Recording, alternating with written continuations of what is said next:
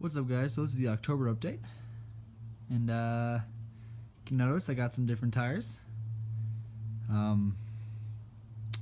Maybe I mounted them on the. Remember beforehand I had some 46-inch military tires on some 20-inch chrome rock stars that I plasti dipped. So maybe I kept the old rock stars on. That'd be pretty cool, wouldn't it? Yeah, that would. Yeah, but I decided to go with some 20-inch spider lock B blocks on 43-inch Swamper TSL SXs, 14.5 wide. Pretty sweet. These are a true bead lock. I chose them because one is 1/2-inch thick ring right here. Two, they have 3.5-inch back spacing. It's a -44 offset at a 10-inch wide, so that's exactly what I needed for these tires in this setup. So I was able to ditch the wheel spacers, which is awesome. But yeah, so these tires are pretty sweet. They should be a lot better than those military tires, considering these tires are rated for what, 4,000 pounds each. The other ones, the military tires, are rated at 10,500. So when I aired down the old ones, this Jeep's too light; it wouldn't even flex the sidewall. So this will give me some nice sidewall flex. Plus, this tread all the way around the tire, so no matter what, you're always going to be gripping something. So yeah, I got tires and wheels. I got to find one more tire. I just got 4 of them, but I got 5 wheels. See that over there? There's a 5th spare right there. So once I find another tire, I'll throw that guy in the back, make a mount for him. My ride height is going to be 4 inches lower in the rear than it is right now, and about 1 inch lower in the front. That'll give me 5 inches of up travel on the front. I mean, up travel, well, the front has a coilover, so it's got 5 inches of up travel in that, once I lower it. But it'll also have 5 inches of usable up travel, meaning my tire or my steering or my custom suspension will hit something at that point. So this will be perfect. The rear will have 6 inches of up. It'll still be leveled. The reason why this one's going to have more is because with the comp cut, it's higher than the factory designated up travel limiting factors and science. So yeah, rear's going to be 4 inches lower, so that'll be nice and tucked. Right now, this is about 10 inches of up. Right there is 8 inches. So you can kind of see that right there. Yeah, right now, so I decided, right now I'm working on rear shock mounts. I originally had them in the factory uppers, and I just welded on some tabs onto the axle here, and I was using factory shocks, and I had about 1 inch, maybe less, of up travel. Reason I threw those on there is because otherwise it's sitting there bouncing over the whole entire road, and that gets kind of annoying, kind of like most of my videos are. So I just kind of threw them on so I can drive it without it bouncing everywhere. Well, now that I'm going to be lowering it, I can't use this anymore. So I would like to go coilovers, but those are pretty expensive. So I'm looking for something. If I can get the mounts put into place for the coilover, I can just throw a set of shocks on there, and that'll be good until I can get coilovers in, because I'd like to work on some other stuff first. So right now, I'm just going to use this. Imagine this is a coilover, okay? It's a 16-inch coilover right here. It's really, really fancy. My original plan, you can see while I have these holes here, I was going to have some R-Tech towers. I had the shorter ones come in right here, but then I realized I want them in the front, so I put them in the front, and then I realized I needed taller ones, so I had to get new ones, and I sold those other ones, and blah, blah, blah. So I'm either going to, get the taller ones for the rear, put them like that, so it goes straight up and down, and either mount them on top of the axle, or I'm going to see if I'm going to cut off part of this truss here. There's my old shock mount. Cut off part of this truss right here so I can mount them a little bit beforehand so it can be 2 inches lower. Or if I can get them even lower, just above the control arm mount here. And that would give me an extra 3 inches, which would be nice. But then, so if I don't want to go up and down anymore, I was also thinking about putting them at a more progressive angle here.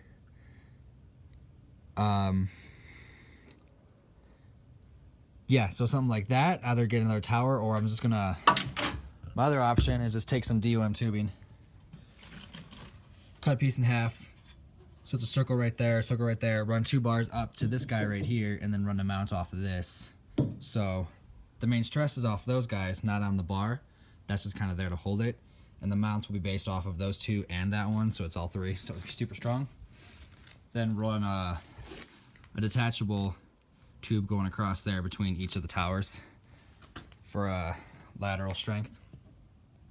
Or what I would really like to do is maybe go with a trailing arm setup. Now, if you don't know what that is, Rock Crawler just released a kit that uses a similar thing. It's really popular for most buggy guys that want maximum amount of travel with minimal either shock usage or minimal space, really. So you run it to your control arm here, and you have it, you know, midway or whatever, and you have your mount up like that. So what that does is, say you can use this guy, which is 8 inches or maybe 10 inches of travel, 8 or 9, and it's on here, but that'll give you about 14 to 15 inches of travel back here. Reason being, I'll use my shadow since it's a lot easier. Imagine this is your control arm here, and your shock is right about right here. Now if you had your 8 inches right there, where my hand is, it could only go up and down 8 inches. But since it's right here, that 8 inches just turned into all of this. So your wheels are right here, can give you a lot more travel. Pretty scientific definition of that. So yeah, that's what I'm working on right now, is the rear suspension. I'd like to be changing the whole entire thing up soon and do like a fuel cell so I can triangulate the rear and get rid of the track bar. But I'm just trying to get all the basics done for right now. Get it driving so I can maybe take it off-road at one point in my life. Who knows, maybe. I'm going to be doing a bed liner on all of the armor. It's not the spray can bed liner. If you remember my old Raptor liner kind of concept, kind of like Linex, that's pretty much what it's going to be. So I'm going to do that over the armor. I still got to fix some, you know, the body stuff that I've been adding on. And then the front, I'm actually going to wrap it. So it's going to be a cool wrap. If you know Cryptek, which is a type of camo, I'll post a picture right there. I'm going with the Typhon. They have all different colors. So Typhon is the black and gray. I'm going to see if I can get a custom one done where it's a little bit of red put into it. They make a red one, but then my Jeep would be red, and I don't want a red Jeep. So I think this would be pretty sweet. I am going to be powder coating these wheels, maybe, kind of. My original plan is to go with the red wheel, which is in here. And then this guy is going to be a dark gray or a black. Everyone says black, but I think the gray would go great once I do that Typhon. Kind of throw it all together. And it's not going to be like a primer gray. It's going to be dark gray, just hair over black. So I just threw them on right now because my powder coater out here, who actually is the powder coater for Spider Lock, luckily he's pretty local. Pristine powder coating, I think it is off the top of my head. His name's Lee. I was going to have him do it, but he's moving his shop right now. He's upgrading, so he can't do it until next week. So I just kind of threw these on because I wanted to see them, and you know, it kind of looks good with them raw. So I'm going to leave them for right now, maybe save some cash, do the rest of the Jeep, and eventually get them done, possibly. I originally was going to paint them, some spray paint, but I was like, you know what? These are nice wheels. Let's make them look nice. Problem with spray paint is it looks one-dimensional. It's just flat.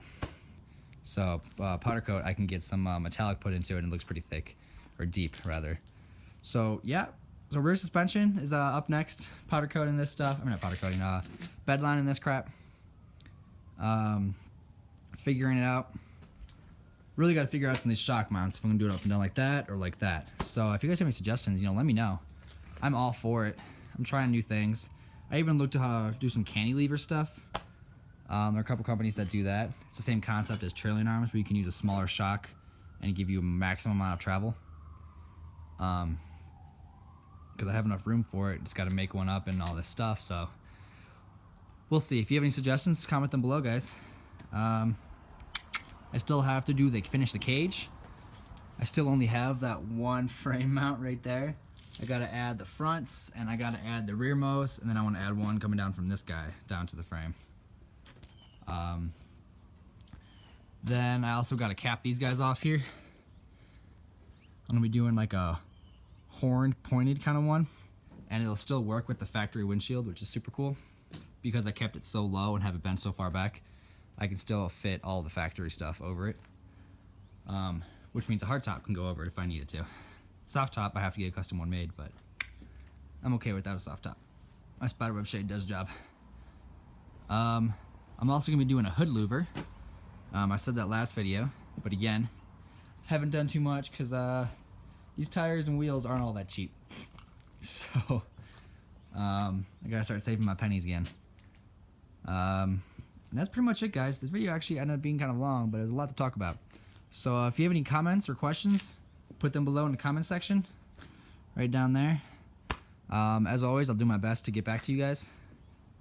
And subscribe for more videos like this, and give me a thumbs up because that helps me out. Alright guys, see you next video.